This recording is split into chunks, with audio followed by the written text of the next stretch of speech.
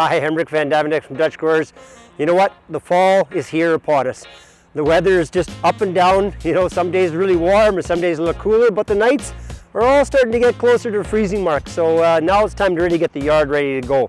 And so one thing you can do in the yard right now is if you haven't fertilized the lawn for your fall time, you can still do that as long as you got your water turned on that you can water it in still. So if you have that, I recommend Groundkeeper's Fertilizer. It's made locally right around Saskatoon, and it is made for our soils in Saskatoon here. So it works really well for all 3 times of the year, whether it's spring, summer, or the fall fertilizer. So you don't have to keep changing your type of fertilizer you have. One type will do it all.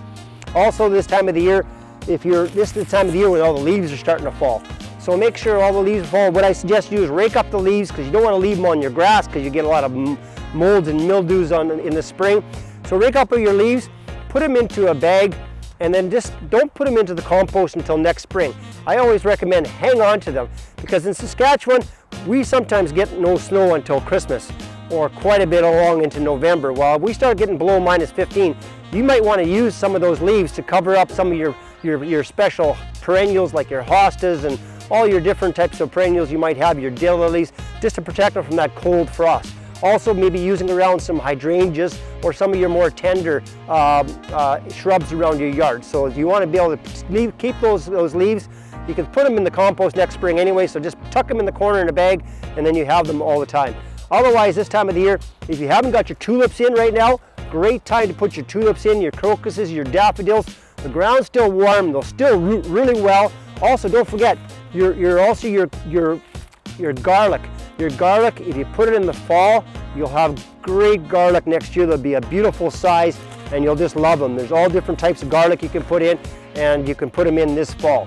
It's a good time to do a little bit of pruning around the yard. So you can go around and I like using a pair of hedge clippers like this, because you can go around and do a lot of your shrubs.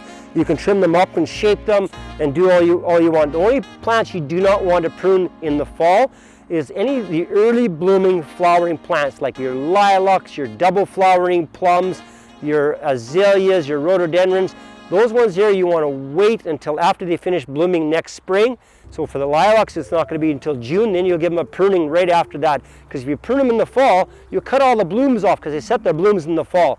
So you want to get that great show, so prune them next spring. But all your other dogwoods, your 9-barks, your potentilla spireas, you can go ahead and give them a bit of shaping. And you know what? Even some of these dogwood branches, you can go and take some dogwood branch and you can stick them into a lot of your decorative pots in front of your front deck.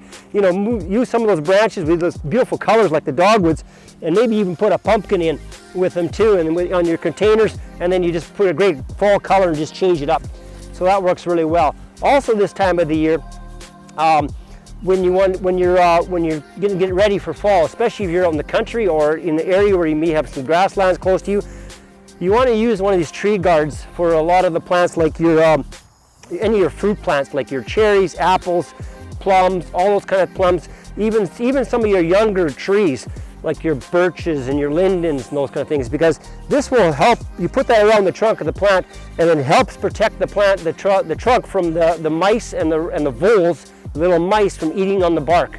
And so that just protects them, and then, because once they eat a little ring around the trunk, the plant is dead. Also, what this thing does, if you have any plants that are prone, like an amur cherry, that are prone to frost crack, this white also reflects the light, and this stops the tree from getting frost crack in the branches as well. So that's a great thing to do. Also right now, I have a feeling this year is going to be a brutal year for deer, especially if you're out in the country.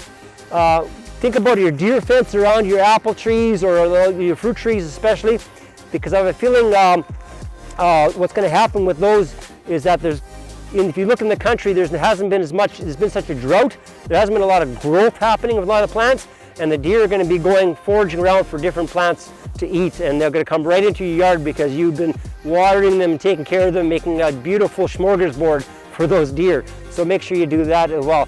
Also in the background, you can see I have a tree with a burlap around it, the cedar. If you're going to put your burlap on, wait till the end of October to do that. Make sure if you're wrapping your cedars, leave them 6 inches off the ground. It's very, very important, because you want the snow to go in around the roots. Because otherwise, if you put the burlap right to the ground, the frost will go down through the burlap and into the roots and then hurt the plant, and basically you'll get a lot of root damage then as well. So make sure that you leave it up off the ground, or otherwise you can also, if it's a younger plant, you can put some stakes in the ground right now before the ground freezes, and then you can wrap the burlap around the stakes and leave the top open so the snow falls in around them. Remember, the burlap is not to put a coat to keep the plant warm, it's to keep the sun off from basically desiccating the needles on your cedars and junipers. So that's what you're going to do. You're not putting a coat on, you're just making a sun blind from them so that the sun doesn't dry out the top. Otherwise, also I get a lot of questions, also the last one about here is the hydrangeas. People are asking me like crazy right now, what do I do with my hydrangeas? The blooms are still on because they bloom right up until the freeze up. So what I say, enjoy your hydrangeas as long as you can. Once your flower heads turn all brown from the frost, just take your pair of pruners and just clip off the heads.